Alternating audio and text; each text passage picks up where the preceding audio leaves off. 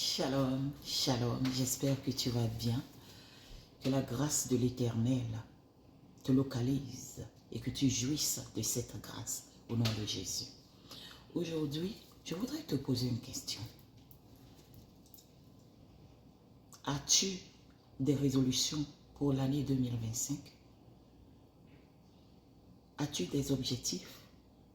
Si tel est le cas, gloire à Dieu, suis ces objectifs. Demande l'aide de Dieu pour pouvoir atteindre tes objectifs, c'est important. Demande-lui de t'éclairer en ce qui concerne sa volonté pour toi, pour l'année 2025. Et suis cette volonté-là. Je te dis toi-même de faire le travail. Ne laisse pas cette tâche aux hommes de Dieu, à tes pasteurs, tes prophètes, tes je ne sais quoi. Sinon tu vas regretter. Parce que c'est des humains comme toi. Ils ont le cœur comme toi, le cerveau comme toi, ils ont des yeux, ils ont la bouche, ils ont les mains, ils sont comme toi. Hein? Ils ont des besoins comme toi. Ils ont une famille, des enfants, des femmes. Hein? Donc toi, tu veux t'ajouter au nombre de ce qu'ils ont déjà et qu'ils n'arrivent pas à gérer. Ne sais-tu pas que c'est un travail pour eux? Comme tu travailles pour avoir un salaire, eux-mêmes, ils font quelque chose comme ça. C'est quelque chose comme ça qu'ils font. Quand tu es surchargé au travail, les gens ajoutent toujours. Tu vois comment tu te sens? C'est la même chose pour eux aussi. C'est le sang qui circule dans les veines. Ils ont des sentiments aussi. Ils ont des sensations. Ils ne sont pas Dieu. Donc d'abord, quand tu laisses ta vie entre leurs mains, ils vont faire ce qu'ils peuvent. Ils ne sont pas Dieu. Alors que toi-même tu es là. Tu disposes de 24 heures par jour. Comme eux. Pourquoi négliges-tu ta vie? Pourquoi négliges-tu ta vie? C'est nous-mêmes qui faisons de ces pasteurs-là des menteurs. Oui, c'est nous-mêmes qui les induisons en erreur. Ils ont trop sur leur plateau. Ils ont trop à charge. Faisons comme des chrétiens de Béret. Pour alléger leur tâche, faisons comme les chrétiens de Béret. Sinon, à cause de la fatigue, à cause de certaines autres choses qu'on ne peut pas nommer ici, ils viendront te mentir. Ils viendront t'induire en erreur. Oui, ils viendront t'induire en erreur. Toi-même, cherche Dieu par toi-même. Jérémie 33:3 nous dit, invoque Dieu et il te répondra, il te montrera des choses cachées, des choses que tu es supposé connaître pour mener une belle vie, une vie heureuse. Mais toi, tu penses que ce verset est adressé seulement aux pasteurs, aux hommes de Dieu, mais non, à tout le monde. Cherche Dieu par toi-même. Ou bien lorsque eux, ils te parlent, viens comme les chrétiens de Béret, viens fouiller encore la parole pour voir la véracité de ce qu'ils t'ont dit. Est-ce que c'est vrai ou bien c'est faux? Parce que le cerveau humain étant ce qu'il est, on ne peut pas tout retenir. Ils peuvent être en train de te dire quelque chose et citer un autre passage qui ne va pas concorder. Donc c'est à cause de ça qu'il faut. Lorsque tu vas, tu suis une prédication, toi-même, va dans le secret, dans ton secret, remédite le passage.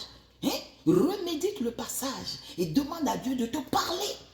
Dieu a certainement un message spécifique pour toi au sujet de cette prédication que tu n'as certainement pas cerné à cause de quelque chose, une petite erreur qui s'est glissée. Même moi, quand je fais des vidéos, des fois, je fais des erreurs. Mais c'est de ça qu'il est question. Tout homme est faillible. C'est à cause de cela que toi-même, tu dois prendre ta vie en charge. Toi-même, tu dois aller reméditer ce qui t'a été donné pour voir si c'est vrai ou pas. Et le Saint-Esprit va t'éclairer. Parce que lorsque Dieu voit que nous sommes sincères à le chercher, il se fait découvrir. C'est de ça qu'il est question. vous abandonnez à ces pasteurs-là, il y a ces faux. C'est ces faux qui sont là pour le gain facile. Et ils vous disent du mensonge. Vous pensez que c'est la vérité, vous marchez sur ces mensonges et après, vous vivez les conséquences de vos actes. Ce n'est pas bon. Je voudrais dire quelque chose à ces pasteurs-là. Ces faux prophètes, Dieu vous demandera des comptes. Si Dieu ne t'a rien dit, garde ta bouche fermée. Et si Dieu t'a dit quelque chose, sois comme Jérémie. Dis la vérité. Même si la personne est une autorité, n'importe comment, n'importe qui, tu lui dis la vérité. N'aie pas foi aux yeux. Sinon, Dieu te demandera des comptes. La Bible dit, le scandale arrivera certainement, mais malheur à celui par qui ce scandale va arriver.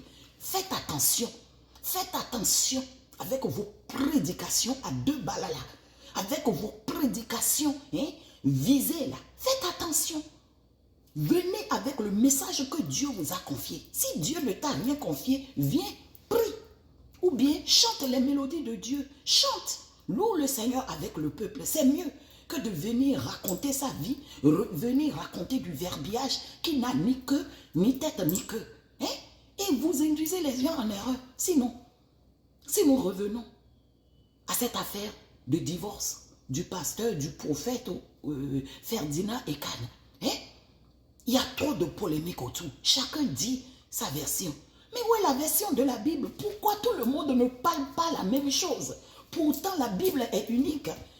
La Bible nous dit le cas spécifique, précis, dans lequel il faut divorcer. Matthieu chapitre 5, verset 31. Sauf en cas d'adultère. Sauf en cas d'adultère. Et allez-y lire, c'est très profond ce passage. Préparer les gens au mariage, au lieu de les laisser apprendre le mariage dans le mariage, ça ne peut pas donner. Ça ne peut rien donner comme bon fruit. Ça ne peut rien donner. Le mariage n'est pas seulement au sujet du sexe. Le mariage est une alliance. Et allez-y comprendre. On parle d'alliance là où il y a des autels, en tout cas. Que le Seigneur vous éclaire. Et que le Seigneur aide les hommes de Dieu à aider les gens au lieu de les induire en erreur. C'est sauf en cas d'adultère. Et si la personne qui subit le tort, le partenaire qui subit le tort, consent pardonner son partenaire, ok, ils n'ont qu'à continuer le mariage. C'est ça. Le pardon est de mise pour les enfants de Dieu. Matthieu 6 nous dit que si tu ne pardonnes pas, tes péchés ne sont pas pardonnés non plus. Tu dois pardonner. Et le nombre de fois qu'il faut pardonner, si nous voulons nous attarder sur le pardon, on ne va jamais partir. Le pardon, c'est quelque chose d'essentiel pour un chrétien. Tu pardonnes. Tu pardonnes. Mais tu es prudent. Tu pardonnes. Même si c'est 10 000 fois, il faut pardonner. C'est ça. Et c'est ça ce qu'il faut apprendre aux gens. Et avant qu'ils ne rentrent dans le mariage, il faut que tu pardonnes. Es-tu prêt pour pardonner? Si telle chose arrive, seras-tu prêt pour pardonner? Ou bien es-tu prêt pour pardonner dans le futur? C'est essentiel. Matthieu 6 nous dit que si tu ne pardonnes pas, tes péchés ne seront pas pardonnés. Et dans Ésaïe 59, il est dit que c'est nos péchés qui nous éloignent, qui éloignent Dieu de nous. Il ne nous écoute pas lorsque nous crions vers lui. Or, c'est lui, il est le Dieu souverain. C'est lui qui approuve les choses et les choses se passent dans ce monde. Le spirituel commande le physique. N'oubliez pas. Donc celui-là qui ne pardonne pas n'aura pas ses prières exaucées. Il va devenir quoi? Donc toi, en tant que pasteur, tu dis que le monsieur, l'homme de Dieu, refuse de pardonner et toi, tu célèbres son remariage. Ce n'est pas une bonne chose. Au lieu d'insister et de lui dire ou bien de refuser carrément célébrer le mariage, tu as approuvé, tu as cautionné le mal. Que le Seigneur pardonne. Vous ne savez pas que le mariage est un sacerdoce. Ce n'est pas n'importe qui rentre dans le mariage. En tout cas,